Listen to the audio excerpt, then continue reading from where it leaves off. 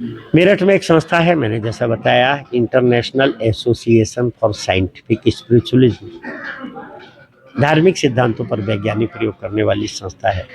इसके संस्थापक परम पूज्य हृदय नारायण योगी जी, उनके सदगुरु पंडित बद्री नारायण जी त्रिपाठी, जिनको ये साधना भगवान शिव से मिली थी। बात यह है कि स्वास्थ्य को अगर आध्यात्म से अलग कर दिया जाएगा तो कभी स्वास्थ्य प्राप्ति नहीं की जा सकेगी, क्योंकि स्वास्थ्य स्व में स्थित होने का नाम है। स्व में स्थित होना मतलब आत्मा के नजदीक जाना। जिसको भी स्वास्थ्य मिला, हॉस्पिटल में डॉक्टर भी आईसीयू में भर्ती करता है। आईसीयू में होता क्या है? खाना बंद, पीना बंद, टीवी बंद, मोबाइल बंद, मिलना जुलना बंद। आत्मा के नजदीक ही तो जाते हैं। यह है कि वहां हमारी रीढ़ की हड्डी इस अवस्था में होती है। जब आत्मा के नजदीक चले जाते हैं, स्वास्थ्य आ जाता है। काम करते करते थक गए, शक्ति चाहिए। खाने में चॉइस है कि खाएं कि ना खाएं, क्या खाएं क्या ना खाएं, चॉइस है। पर सोने में चॉइस नहीं है, क्योंकि जिसको भी शक्ति आती है गहरी नींद और ध्यान में, अर्थात आत्मा के नजदीक आदमी जाता है, कुछ नहीं करता है तो आती है। तो एक्चुअल में स्वास्थ्य है तो आत्मा के अंदर। हड्डी टूट गई, डॉक्टर क्या करेगा? प्लास्टर ही तो लगाएगा। प्लास्टर लगाने से क्या होगा कि ये हिलेगा डुलेगा नहीं। हीलिंग तो अंदर से ही होगी। हड्डी जब भी जुड़ेगी अंदर से जुड़ेगी। चमड़ी कट गई, डॉक्टर क्या करेगा? स्टिच करेगा, एंटी सेप्टिक लगाएगा, एंटीबायोटिक खाने को देगा। पर चमड़ी जोड़ेगा कौन? ये तो अंदर से ही जुड़ेगी ना।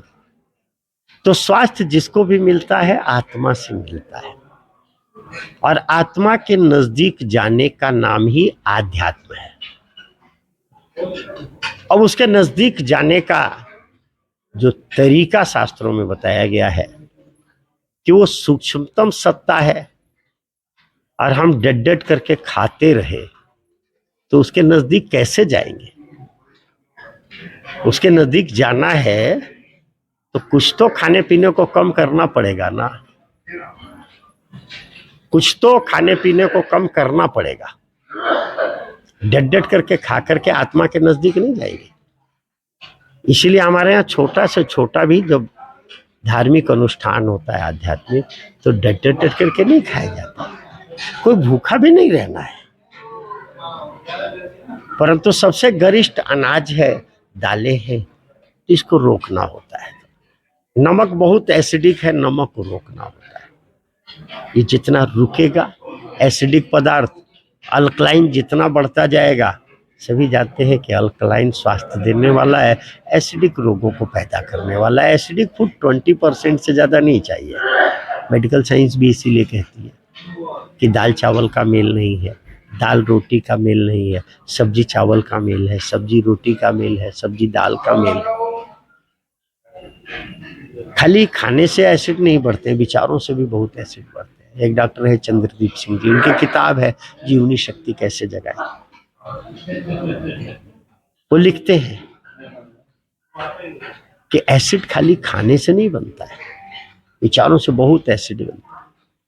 एक कैथरीन पाउंडर है, वो तो लिखती है अपनी किताब में डायनेमिक लॉ ऑफ हीलिंग में कि 70% रोगों का कारण केवल हमारा तनाव है, हमारे विचार है। इसलिए यह आध्यात्मिक प्रयोगशाला है जहाँ धार्मिक सिद्धांतों पर वैज्ञानिक प्रयोग किए जा रहे हैं। ये संस्था है international association for scientific spiritualism, अंतर्राष्ट्रीय वैज्ञानिक अध्यात्म का अंतर्राष्ट्रीय संगठन। इसकी प्रमुख मदर संस्था है, जिसके संस्था के संयोजकत्व में यह आयोजित हो रहा है। तो ये है हम लोगों की स्वास्थ्य एवं आध्यात्म की प्रयोगशाला। मेरठ में इसका मूल केंद्र है। हर साल यहाँ पर बड़ा सुंदर आयोजन होता है। अग्रसेन भवन ट्रस्ट, हमारे प्रधान श्री अंजलि कुमार जी खैरिया, ध्यान सत्संग सभा हिसार के प्रधान श्री सत्यनारायण जी शर्मा, बहुत गजब के व्यक्तित्व हैं दोनों। और हर साल यहाँ बड़ा सुंदर आयोजन होता है। जिसमें ये खिलाना पिलाना कैसा हमारा खाना पीना होना चाहिए, कैसे अधिक से अधिक हम अल्कलाइन फूड को कैसे ले सके। इसमें भी हमारे शरीर में 60% आकाश है, तो कैसे हम 14 घंटे शरीर में कुछ न डालें सरलतम विधि से। फिर इसकी कुछ शोधन क्रियाएं हैं, लोग परेशान होते हैं कि भोजन छूटता नहीं है, क्योंकि आत्मा के नजदीक नहीं जाते, वो लोग खाली छोड़ना चाहते हैं, छोड़ना चाहते हैं, इससे युद्ध होता है। आत्मा के नजदीक जाएंगे तो छोड़ने की जरूरत नहीं पड़ती, अंदर की मस्ती आती, बाहर का छूटने लग जाता।